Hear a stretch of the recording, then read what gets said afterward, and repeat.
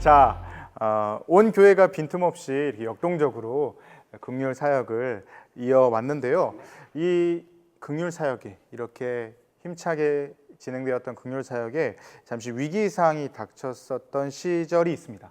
바로 여러분들 잘 알고 계신 것처럼 코로나 팬데믹 당시를 생각할 수밖에 없는데, 그 당시를 잠시 회고해 봤으면 좋겠습니다. 그 당시 때 우리 사역을 하셨던 우리 김도림 목사님, 그 당시에 코로나 팬데믹 당시 수영록교회 긍휼 사역은 어떻게 진행됐었는지, 또 하던 사역을 어떻게 멈췄는지, 또 어떻게 진행되는지 한번 말씀해 주시면 좋겠습니다.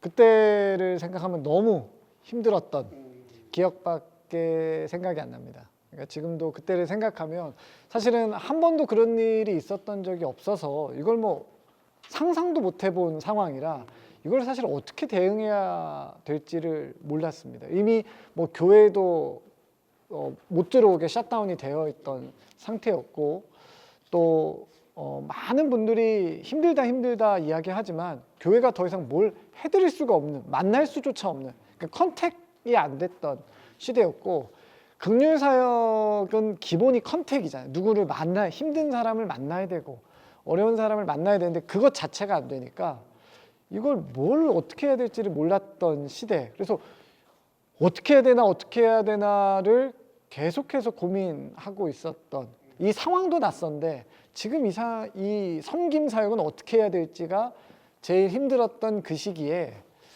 뭔가가 좀 이웃들을 섬겼으면 좋겠다 라는 말씀이 있으셔서 도대체 어떻게 하라는 건지 이거 뭐 어떻게 하라는 건지 너무너무 힘들었던, 그러면서 그러면 그때 당시 가장 먼저 했던 것이 이 코로나 전담병원이었습니다. 코로나 전담병원이 이제 부산 의료원, 이 코로나 전담병원이 되면서 코로나 환자들이 부산 의료원으로 이동을 했고, 또 의료진들이 부산 의료원에서 뭐 몇 날 며칠을 계속해서 있어야 됐고, 또 그 옷 있죠, 두꺼운 옷 이런 거 입고 뭐 며칠을 있어야 돼서 너무너무 힘든 시간들이었어요. 그래서 의료진들이 너무 힘든데 우리 교회가 그분들을 위해서 좀 뭔가를 하면 어떨까라는 논의가 있어서, 그때 뭐 교회도 아무도 못 들어왔을 때라 교육자들이 모여서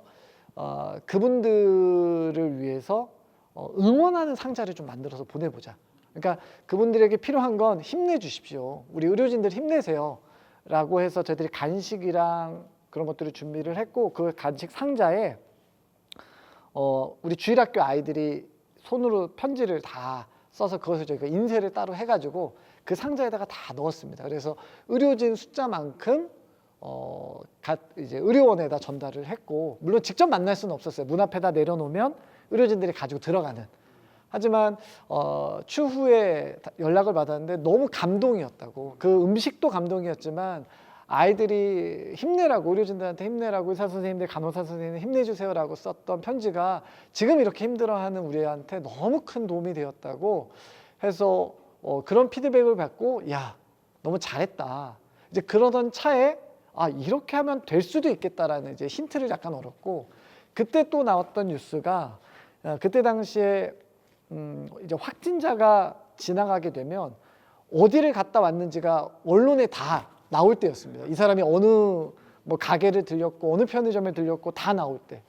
그러다 보니까 지역에서 가게들이 아예 문을 안 여는 것 때문에, 아예 문을 안 여니까 어떤 사태가 벌어지냐면 쪽방에 거주하시는 어르신들, 그러니까 혼자 쪽방에서 힘들게 독거하시는 분들이 음식을 살 수가 없는 거예요. 쪽방에 후원하던 모든 후원도 끊어지고, 그래서 그때 쪽방에 계신 분들을 위해서, 그분들이 먹을 수 있는 음식들을 우리가 상자에 넣어서 드리면 좋겠다라는 것이 이제 처음 이야기가 됐습니다. 그래서 부산에는 동구와 서구 두 개 구역에 쪽방촌이 있는데요. 그 담당자들과 협의를 해서 그 모든 인원, 거기 쪽방에 거주하시는 모든 인원만큼의 음식을 준비해서 저희들이 나누어 드렸습니다. 그래서 그게 어떻게 보면 이렇게 하면 가능성이 있겠다라는 생각이 처음에 생겼어요. 그러면서 그 다음 진행되었던 것이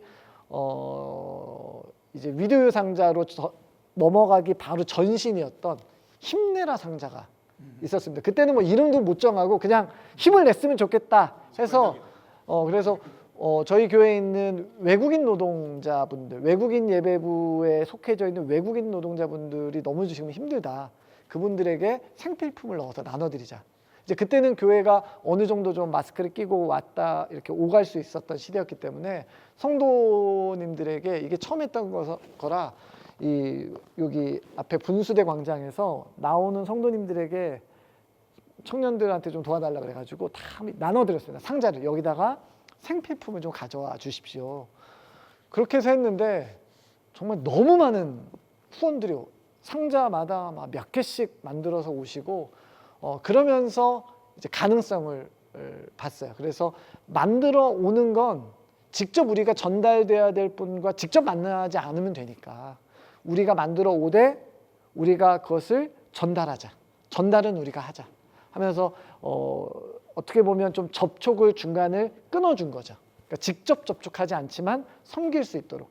그래서 처음에 이제 힘내라 상자가 만들어지고 그것을 좀 이름을 붙여서 지속했으면 좋겠다라고 하면서 이제 위드유 상자가 만들어졌습니다. 그래서 위드유 상자가 만들어지면서 그 상자가 모든 성도님들이 1년 내내 자유롭게 생필품을 가져다가 놓으면 이것이 필요한 이웃들에게로 전달되는.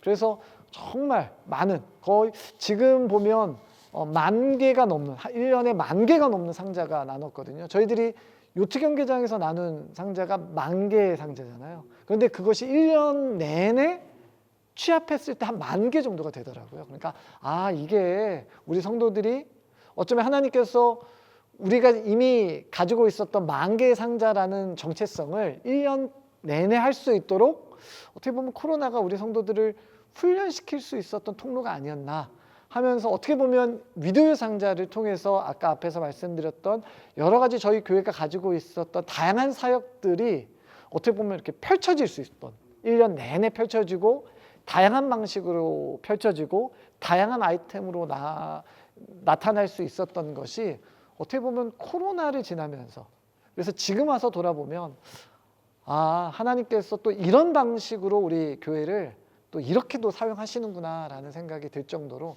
코로나가 당시에는 당혹스러웠지만 지금 돌아보면 하나님이 통과시키는 과정이었다라는 생각이 듭니다.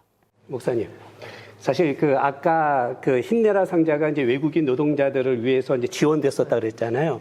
그때 제가 김해에 있었거든요. 맞습니다. 김해 이주민 지원센터를 제가 이제 세우면서 그때 도와줬던 게 그 이주민 현지인들은 사실 이렇게 가서 물건을 살 수가 없었어요. 그 지원 상자가 이주민들한테 정말 큰 힘이 되고 위로가 되었던 산 증인이었습니다. 네, 멋졌습니다. 네.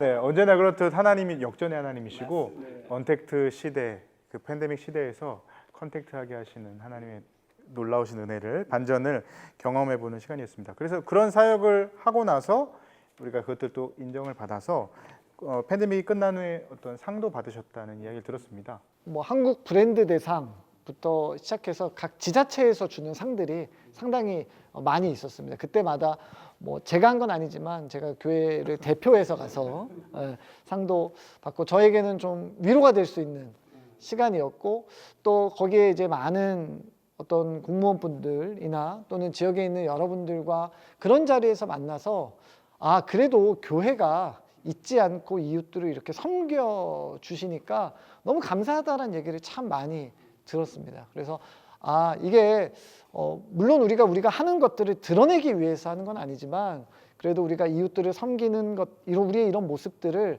여러 사람들과 나눌 때 어떻게 보면 이것이 또 선한 통로가 될 수 있겠다라는 생각을 그 자리에서 했어요.